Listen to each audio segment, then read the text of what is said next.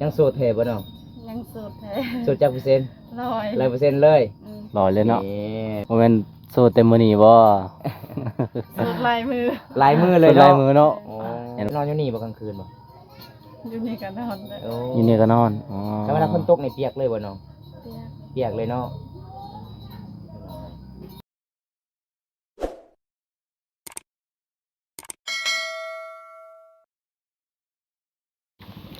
ตอนนี้ก็กำลังสีขามขัวบ่แม่นขามขัวพี่น้องขามเหือบักเขาเจ้าแบบเอาเหือบักไปเด้เพราะว่าตอนนั้นก็อยู่พู้นเนาะก็อยู่ทางลุ่มพุ่นเลยพี่น้อยแต่ว่าตอนนี้ก็มันน้ำก็เอาไปแล้วพี่น้อยน้ำเอาไปเขาก็เลยเอาบักอยู่เทิงนี่นะคันหนึงก็บ่ฮู้ว่าสิคันเท่าไหร่พี่น้อยก็มาเบิ่งนำกันว่าสิแม่นคันเท่าไหร่เพราะว่าเฮาก็ข้ามครั้งแรกของปีนี้นะ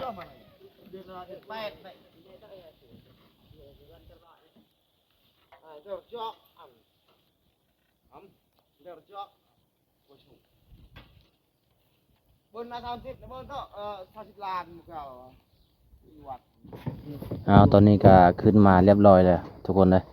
ตอนนี้กำลังจีสตาร์ทเครื่องเพราะว่ายามนี่ก็เป็นยามที่น้ำใหญ่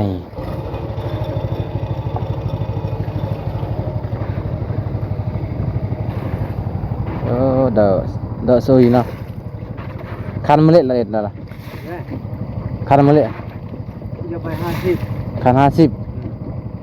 บนรุดเหรอ25เหรอจริงๆในพวกนี้แกะตามก่อนมันไปเมื่อกี้เละยาวเก็บไป25คันมาเละ40แล้วก็กระจู50แล้วก็จู50หมู่คันละหมู่ตัวเปาะละเป้า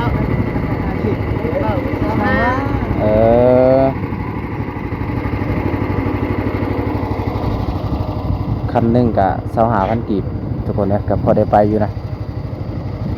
คิดว่าคันหนึ่ง50ก็ตายคักถ้านั่นก็เจ้าก็ทาอยู่ได้ทาเขาจะมาเอา25,000กีบพี่น้องโอ้พอได้ไปอยู่แต่ว่าพูนอยู่ทางบ้านตักไรน้ำกะมันแพงกว่านี้คันหนึ่งน่ะ50,000โอ้พี่น้องตัวสิไปบ่ไหวละปกติกับกลัวอยู่ทางลุ่มได้พี่น้องแต่ว่ายามนี้ก็โอ้น้ำเอาไปแล้วแต่บางเดือนก่อนนั่นพี่น้องเอากระจายแล้วเงิน25,000กีบ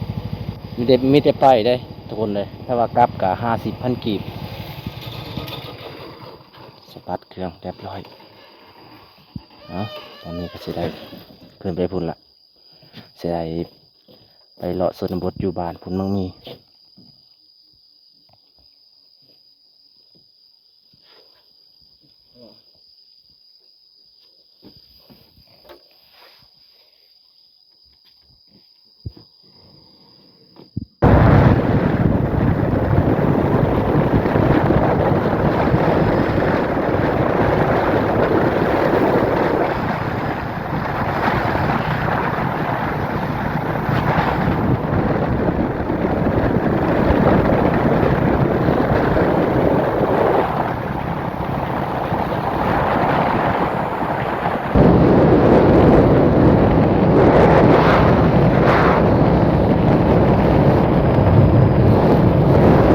ตอนนี้เฮากามาหอดบรรยากาศอยู่บ้านพุ่นมังมีแล้วทุกคนนะตอนนี้ก็คือบรรยากาศสุดยอดหลายบ้านเขาจะโอ้พี่น้องมีหลักสัญญาณซะเด้พุ่นแต่ว่าบ้านบะวงนะโอ้ยบ่ได้มีหลักสัญญาณพี่น้องอันนี้ก็เป็นบรรยากาศอยู่บ้านพุ่นมังมีบะวงก็มาเป็นครั้งที่สองในชีวิตพี่น้องก็บรรยากาศสุดยอดหลายเนาะหมู่บ้านนี้นะตอนนี้ครับก็จะได้ไปหาสาวๆอยู่บ้านพุ่นมังมีจากสาวยังเลยพี่น้องเพราะว่ามาครั้งที่2กับบุ้งหูซื้อเขาเจ้าพันใดนี่ก็จะเป็นเฮือนซานของน้องละโอ้พี่น้อง เพื่อนน้องก็บ่ได้มีปานใดนะทุกคนเลยเบิ่งนะไปจังไดก็สิขออนุญาตขึ้นเฮือนน้องๆก่อนโอ้ยพี่น้องเอ้ยเฮือนซานบ้านซองสบายดี สวัสดี ชื่อหยังเนาะ สื่อแซก ชื่อซาเซกโอ้พี่น้องเอ้ยชื่อซาเซกเนาะเพราะว่ามื้อนี้บ่วงก็มาเป็นครั้งที่สองก็มาตอนนั้นก็บ่ได้พอน้องเนาะมาครั้งนี้ก็ได้พอน้องสบายดีอยู่บ่ สวัสดี สบายดีอยู่เนาะ อันนี้ก็จะเป็นเฮือนซานของน้องแม่นบ่พี่น้องเอ้ยมายังแมวอ่ะเฮือนซานของน้องโอ้เวลาฝนตกนี่เปียกบ่ เปียกแล้ว เนาะอยู่บ่ได้เนาะ เจ้าก็มีอายบ่ใช่ไหม มีบ่ มีอยู่บ่อ๋อซักข้าวหายเลยบ่แล่เลยบ่ แล้ว แล้วเนาะแม่นให้เจ้าบ่อยู่ทางอะ บ่แม่น หายอยู่ทาง อ๋อ ข้าวงามเนาะหาย ต้องงามแม่น ให้อยู่ทางเนาะ งามดี ดีเลยพี่น้องว่ามาเยี่ยมมายามเขตนี่กะข้าวเขาเจ้าปลูกมันกะสิยาวแล้วพี่น้อง ยาวแล้ว มียังอันนี้ซาเซกมียังอันนี้นะฮะ ไม่ยังน่ะ อร่อย อร่อย อะเร่ย อร่อยไปว่าที่ไหนภาษาลาวตุ้มบ่ แม่ ตุ้มใส่ปลาโอ้ ตุ่มเนาะ เป็นยังไงช่วงนี้มีแนทเลยบ่หรือว่าบ่มีเลย บ่มี บ่เห็นอ่อนเลยลายมือแล้ว โทรศัพท์กับซีเพเดี๋ยว จะทับสิเพแล้ว สักบ่ขึ้นเลย สากบ่ สาม ขึ้น บ่ขึ้น โอ้ มันเพหัวเลยเนาะ โอ้ยพี่น้องแล้วนี่ลาวขอมันเจ้าก่อน1 เซนกีบ เจ้าสิเอาบ่ เอา เอาบ่ ยังโสดเทบ่น้อง ยังโสดแท้ โสดจักเปอร์เซ็นต์ ลอย 100%เลย ลอยเลยเนาะ นี่พี่น้องวันนี้บำตา บ่แม่นบ่แม่นโซเต็มมื้อนี้บ่ โสดลายมือ ลายมือเลย โซลายมือเนาะ โอ้ เห็นว่าโซดแต่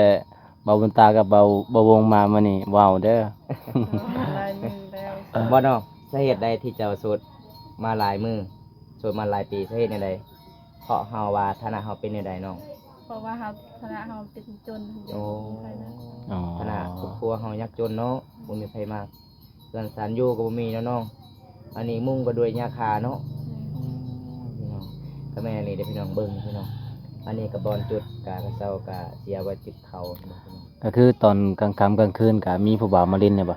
บ่มี บ่มี เจ้านอนอยู่เฮือนเจ้าเองบ่ จะนอนอยู่ไส เจ้านอนอยู่นี่บ่กลางคืนบ่ อยู่นี่ก็นอนแล้ว โอ้ อยู่นี่ก็นอนอ๋อ แล้วเวลาฝนตกนี่เปียกเลยบ่น้อง เปียก เปียกเลยเนาะ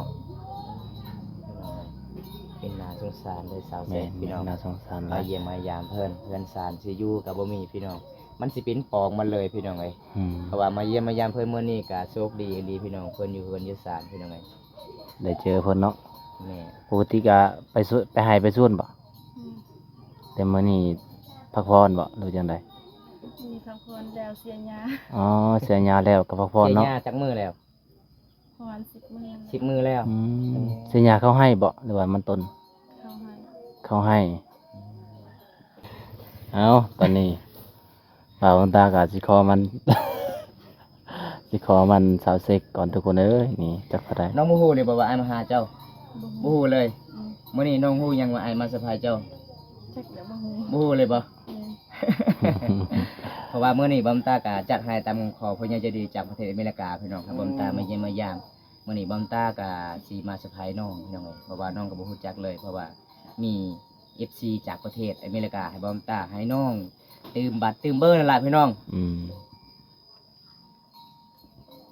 เอาเงินของมันเจ้า ได้บ่สำนี้บ่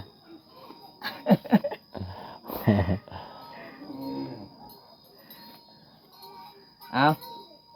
4 เซนกีบเด้อเงินผู้ใหญ่ใจดีจากประเทศอเมริกา เป็นห่วงเจ้าเพิ่นเห็นคลิปเจ้าบ่มีหยังก็เลยเพิ่นก็เป็นน่าสงสารให้บ่ตาเป็นให้เงิน4 เซนกีบเพราะว่าเจ้าก็โทรศัพท์กระเพเนาะ อืม โอ้น้องบ่คือประพันธ์เลยน้องว่าสิได้เงินมื้อนี้ คือ น้อง คิดว่าฟันมันได้เงิน น้องพันยังคืนนี่ บ่ได้ฟันนะ บ่ได้พันยังเลยคิดว่าพันให้บ่าววงบ่แม่นบ่ โอ้แม่นวงบ่เคยไปหาเนาะ อ่ะขอบใจพ่อใหญ่ใจดีก่อนแน่เป็นบ่ ถ้าเขาเข้าใจบ่เป็นข่อยสิเอาคืนได้เงินนี่ได้ อืม บ่เป็นบ่บ่ภาษาบ้านเฮาเลยไป ได้พ่อ อ้าว โอ้ยพี่น้องเอ้ยสาวเซ็กขอกับใจอวยพรผู้ใหญ่ใจะดีกับบ่เป็นพี่น้องเอ้ย บ่ได้เรียนหนังสือว่าจะสิ จะบ่ได้เรียนหนังสือบ่ อ๋อ บ่ได้เรียนอ๋อ คือเจ้าเขียนใดภาษาลาว เราไปเปิดเขียน อ้าวเขาเห็น Facebook เจ้าเด้ เราเขียนออน เขาเขียนให้บ่ อืม อ้าวเว้าตามเฮาบัดนี้ อืม นบทางพูนอ้าวพี่น้องเว้าตามเฮาเด้อขอบใจละลาย ขอขอบใจแล้วล่ะ ผู้ใหญ่ใจดีจากประเทศอเมริกา คุณยายใจดีจากประเทศอเมริกา ขอให้อยู่ดีมีแห้ง ขอให้อยู่ดีมีแห้ง ขอให้ร่ำให้รวย ขอให้ร่ำให้รวย ปรารถนาสิ่งใดขอให้ได้สิ่งนั้น ปรารถนาสิ่งใดขอให้ได้สิ่งนั้น ถ้าอยากได้เมียมาหาค่อยเลย อยังได้เมียมาหาคอยในเด้อ นี่ พี่น้องน้องกะอวยพรบ่เป็นพี่น้องมื้อนี้กะ แม่นๆ ขอขอบคุณหลายๆผู้ใหญ่จากประเทศอเมริ คน กา หลายเนาะขอให้เพิ่นอยู่ดีมีแฮง สนับสนุนเบาบุญตามาสะพานบุญแทนมื้อนี้เบาบุญตากะมามอบในมือน้องๆเลยเด้อพี่น้องเพราะว่าเบาบุญตากะดีใจหลายที่ผู้ใหญ่ใจะดีเชื่อมั่นเลยมั่นใจเบาบุญตามาสะพานบุญให้พี่น้องมื้อนี้กะเบาบุญตากะมอบแล้วพี่น้องจะได้เบาบุญตากะสิอัปเดตวิถีชีวิตสาวเซ็กมื้อนี้มันเป็นจังไดมาจังไดพี่น้องเป็นจังไดน้องดีใจหลายบ่ ดีใจ ดีใจหลายบ่ ร้อย หลายเปอร์เซ็นต์เลย แต่ละเทื่อมีบ่คนมาให้น้องเงิน บ่มี บ่มีเลย หัก ครั้ง ครั้งแรก ครั้งแรกในชีวิตเลยเนาะ อืม เพราะว่าได้เงินก่อนสำนี้ก็บ่แม่นง่ายแล้วเนาะคันไปรับจ้างนี่ประมาณจักมื้อเนาะจึงได้ จังมื้อจังสิได้ ประมาณ2มื้อจังได้ อ๋อ มื้อ บ้านเจ้ามื้อหนึงเท่าใด มื้อหนึงเท่าได้จ้ะ มื้อหนึงก็1เส้นคิด อ้าว อ้าวอันนี้4แสนกีบ ก็ประมาณ4มื้อเนาะ 4มื้อ 4มื้อพี่น้อง เต็มบ่เขาจะจ้างให้เต็มเลย เอาเต็มบ่ สมมุติว่ามื้อนี้เขาจ้างแสนกีบแล้วก็ฮอดตอนแรงมาแล้วเขาให้เต็มบ่ เต็ม เขาบ่ได้ตัด บ่ อ๋อยันว่าตัดเนาะกินเขาวเองเนาะ หลังจากที่น้องได้เงินนี่แล้วน้องอยากซื้อหยังฮะอยากแปลงโทรศัพท์บ่ แม่ อยากซื้อปิ้งนัวซื้อเกลือเนาะ แม่ เพราะว่าเพื่อนซานเฮาก็สิอยู่บ่ได้พี่น้องเห็นบ่ แม่น มันสิเป็นปอกมันเลยทางนั้นพี่น้องเป็นไตต้นเลยชาวเสกพี่น้องเอ้ยเป็น เว ยังไง ลาฝนตกก็สิหัวเด้ อยู่เฮือนอยู่ศาลบ่ชาวเสกบ่ แถวนั้นพี่น้องเอ้ย แด้นั่งลงนั่งหัวเราะนั่งนั้น บ่ฮู้ บ่ฮู้เนาะ บ่ได้ไปหาเรา เจ้ากับชาวเสกก็เป็นหมู่บ้านเดียวกันเนาะ แม่ อ๋อ เป็นเสี่ยวกันบ่ เป็นเองเนาะ เอ้ยน้องกันเนาะเห็นถ่ายรูปถ่ายนำกันตลอด เห็นอยู่ใน เพราะ Facebook ว่ามื้อ นะ นี้ก็บำตาก็มาสะพานบุญผู้ใหญ่ใจดีจากประเทศอเมริกาก็มอบในมือน้องๆเลยเด้อพี่น้องเอ้ยเพราะว่าบำตาก็เดินทางมาหลายกิโล มาฮอดจอดถึงแล้วเนาะ อายพุ่นละไปเอาเงินพุ่นละเมืองสิโปนพุ่นใดเงินของ อืม ซีเซนกีบได้จราจรกักอีกอยู่กลางทางเสียเงินอีก โอ้ย เพราะว่าเกือบบ่ได้เงินเจ้าวันนี้น้องเอ้ย เพื่อสิเอาได้เนาะ แม่นเพื่อจะ งาม สลียัง อยู่บ่สลียังนี่นะ คิดดูกระดาษ อ่อนนี่บ่อ่อนนี่บ่ มากซาลีที่ซาวเซ็กกับสิเกียมสิปลูกอยู่ไฮปีนี้ประมาณซำนี้บ่น้องมัดเลยบ่ แม่นปลูกเลยบ่ยังบ่ได้ปลูก โอ้ยพี่น้อง จะได้ซะเสอะ บอกมาเลยพี่น้อง คือยิ้มตลอดเป็นหยัง ต้นเลยพี่น้อง บ่ โน่นะ เป็นหยัง อันนี้แบบพระเจ้ากาสีมา ว่าซะเสอะเจ้าบ่ได้เรียนหนังสือเลยเจ้าเรียนบ่หนังสือ บ่ บ่ได้เรียนเอาเวลาเสร็จเจ้าก็เสร็จได้ซะ จะได้เยอะหน่อยนึง เสร็จได้อยู่หน่อยนึงอ๋อแสดงว่าเก่งเติบเนาะบ่ได้เรียนหนังสือก็เสร็จได้เอามื้อนี้มีหยังสิเฮ็ดกินให้บ่าวบุญตากิน เนี่ยบ่ กันบ่มีอาหารก็ตำแจ่วให้บ่าวบุญตากินก็ได้เด้อเพราะว่าบ่าวบุญตาบ่อยากกินจีนแล้ว อยากกินแต่ เอาจีได้ แจ่วกับผัก เอาจีได้กะสิตำแจ่วพี่น้อง โอ้ย ระวังโคกสิแตกเด้อป้า สากอีหยังนี่นะเจ้าเฮ็ดเองบ่สากนี่บ่ เฮ็ดเอง ไม่หยัง เดี๋ยวดอกยวง หึ โอ้แกนไม้ขยุงบ่น้องโอ้สาก คักๆๆ ของหายากเนาะ แม่น แกนไม้ขยุงพี่น้องเอ้ยนี่เพิ่นจับสากขนาดอะไร ร่นเด้เนาะสากเนาะสิร่นเด้เนาะคือสิแม่น 4-5 ปีแล้วทุกคนเลยโอ้ตามแต่แจ่ว สิมุ่นอยู่บ่มา แถ แข่ง ว ซะ แต่บ้านน้องนี่มีหานอยู่บ่ มีอยู่ มีหานอยู่เนาะถ้าไปซื้อเครื่องน้องไปซื้อเครื่องก็ไปซื้อแถวหานนี่ก็ได้ปะ ซื้อได้ซื้อแต่ซื้อ ซื้อสบู่ของกินนี่ยังเขาบ่ขาย ลายอยู่ อ๋อ เด็กเตียว này đi ơi มักเผ็ดซื้อบ่มักเผ็ดปลูกเอา xử มาเยี่ยมมายามสาวเซ็กกับ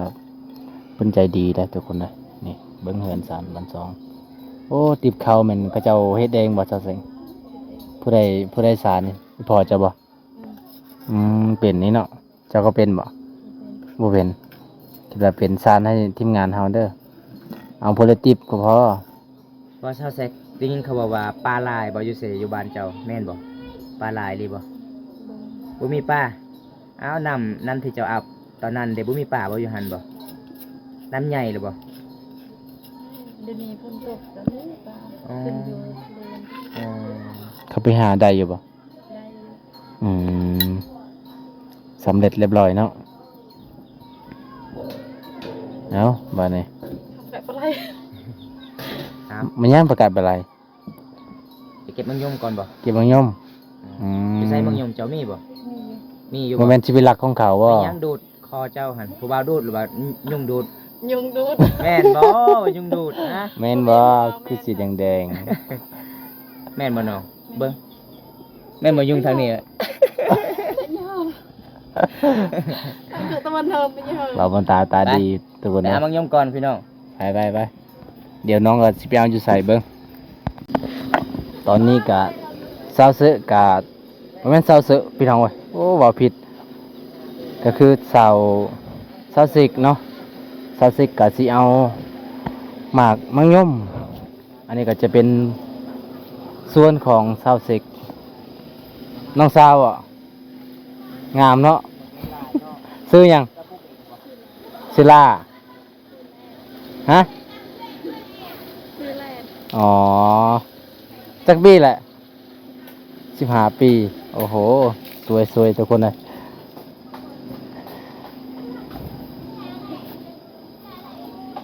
อ๋อมันยอมลายเนาะ พอดีแล้วลายแล้ว หึลายแล้ว ลายแล้ว อ้าวคอยบูมาฮอดตุลายแล้ว ได้แล้วซุนี้เนาะนี่ลายแล้ว อ๋อคอยจะเป็นมังยมเด้ ในขณะแอมไม่ยันหมดกองคักนี่บ่ได้มาเอ่ยเด้ ขั้นผู้บ่าวมากกะเจ้าสิปิดมังยมให้กินอยู่บ่ เก็บให้อยู่ เก็บให้อยู่เนาะ เราจะได้กิน มันยังเราอยากได้กิน เราคนอายจ่า คันไหนจ้า อืม คันเราจะกินคันเราจะกินแต่สิปิดให้ พูดว่าผู้บ่าวแต่ประเทศอเมริกาอยากมาหาเจ้าเพิ่นว่า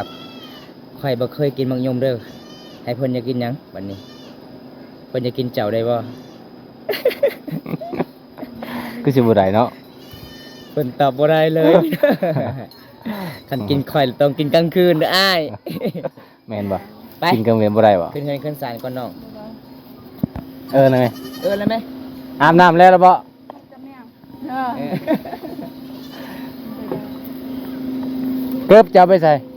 บ่มีเกิบ บ่มีเกิบ โอ้ โอ้ ครับ เอาตอนนี้เฮาก็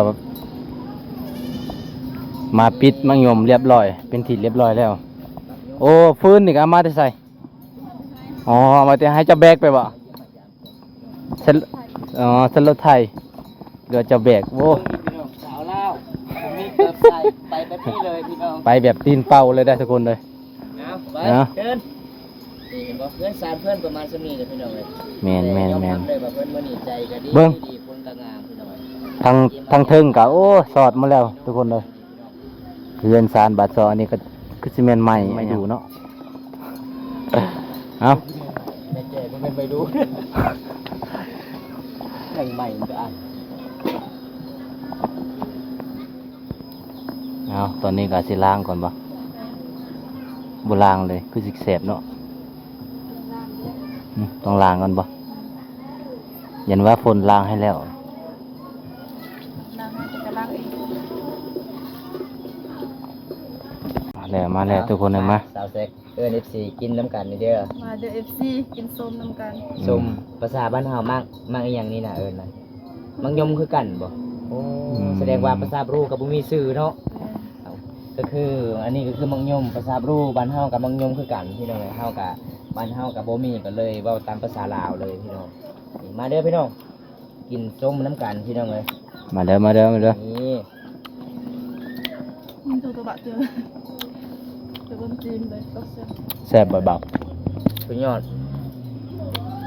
อร่อยมาก ๆมากอันนี้เขาตำกินนะ ตำกินก็ได้ ตำกินก็ได้บ่ ได้ อืมบ่เคยกินในแบบตำเอานะเบิ่งสิลองจำแจ่วเบิ่งแจ่วแบบธรรมชาติเลยบ่ต้องมาปรุงแต่งหยังหลาย มันเยอะไปกะบ่อยเจอเอ้ย แล้วทานหรอแกเป็ดใช่ คือช่วยนะได้ยังไหวได้ยังเบิ่ม ไอ้แก อย่าเด้อบวกจะปะ เอาตอนนี้เฮาก็กำลังสิกินข้าวอีกทุกคนเลย เจาะดอย เพราะว่าตอนนี้ก็ชาวเซกก็เอาปลามาให้อีกเนี่ยหลังจากกินส้มกินเมียงก็ชาวเซกว่าถ้าว่าบ่ได้ยอพระเขาให้แขกกับบ่ม่วนถ้าชาวเซกเนาะเป็นจังไดคือว่าบ่ม่วนแบบตามประเพณีของบ้านน้องบ่เวลาแขกคนมาก็ต้องได้หย่อเนาะทุกคนเลยคือบ้านนี่ก็ใจดีทุกคนทั้งงามทั้งใจดีเนาะ เอากินซอสแซก เอา มาเอิญสิกินข้าวอีกบัดนี้ มาเด้อ FC กินข้าว กินข้าวหันหยัง กินปลา กินปลา กิน ภาษา ปลา มังก เนาะ รเอิญมาในใด อากาศ อากาอากาคือปลา อ่ะปลานี่น้องไปซ่อนมาบ่หรือว่าซื้อเอาได้ยิน ไอ้ ได้ เค ยิน ยให้เนาะ อ๋อใครเคยไอ้เคยให้เนาะ มาเด้อพี่น้องจะโดนน้ำกันเด้อครับ มาเด้อ จะโดยจะโดยจะโดย ได้ยินบาวบนตาว่ามีปลาหลาย จะโดกับอาหาร ปลาหลายหรือเปล่า คือไปอากา ปลาหลายหรือบ่ มาจวดพี่น้อง เอา คันบ่กินกับบ่ได้มันเป็น บ่ได้ ตามประเพณีที่2ของ14บ้านเฮาต้องกินต้องจำพี่น้อง ถ้าว่าเฮาบ่กินหลายก็กินเอาเดียวก็ได้เนาะ แม่น อืม เอาบ่กินมากิ ก็ น คือตามประเพณีพี่น้องเอ้ย ตามประเพณีเด้อพี่น้องเอ้ยเอาไว้โลดนี่หมอพี่น้องสาวลาวหลายๆคนก็ใจดีเลยเอ้า หลังจากกินข้าวกินน้ำก็ มาบ่ได้กินบ่ สาว บ่มีมาบ่ สาวสิกก็สิเอาไว้ มี เล มาน้อย ยโอ้หมาหลายเนาะอยู่เฮือนเจ้า มาพี่น้องมาเยี่ยมมายามเพิ่นมื้อนี้ก็ใจดีเด้ยอมรับเลยว่าสาวลาวคือดีใจดีเอกเพิ่นสันเขาเจ้ากับประมาณซั่นนี้ก็ใจดีที่สุดเลยพี่น้ เป็ อน ง สันของน้องก็ประมาณส่ำนี้เบิ่งทางเทิงก็โอ้ ดื้อ เป็นหูหมด ก็มอเลย พี่น้องเอ้ยหลังจากเฮากินข้าวกินน้ำแล้วเฮาก็สิได้ลาสาวสิกก่อนทุกคนเลยเป็นจังไดสาวสิกมื้อนี้บ่ได้มีอาหารหยังสิย่อให้ทีมงานเฮากินเนาะ มีแต่ปลา2โตวแม่นปลามีแต่2โตวนั่นบ่ทุกเจ้าบ่ได้กินเลยบ่ แล้ว กินแล้วเนาะน้องกินข้าวกับหยังตอนเที่ยง เท่ากับ ฮะกินข้าวกับปลานั่นแหละอืม ยังเหลือ เท่ากับแจว อ๋อ ก็เลยไอ้เคยมาให้เนาะอืมพี่น้องเอ้ยจังไดตอนนี้เฮาก็สิได้ลาก่อนเด้อมื้อหน้าก็มาพอกันใหม่เนาะถ้ามีเวลาว่างก็สิมาใหม่ทุกคนเพราะว่าบ้านน้องก็โอ้มันไกลหลาย มันไกลอีหลีจักเท่าใดกิโลบ่ตา 28 18โอ้พี่น้องเอ้ยเพราะว่าหากก็มาครั้งที่สองมื้อนี้มาครั้งที่สองมื้อนี้ก็จะได้ก็เรือนสารบ้านซองของน้องซ้ำนี่แหละโอ้เป็นหน้าสงสารหลายยามฝนตกอีหยังก็มันก็สิเปียกหลายเด้เนาะเอาจะได้บ่วงก็สิได้ลาซ้ำนี้ก่อนบ๊ายบาย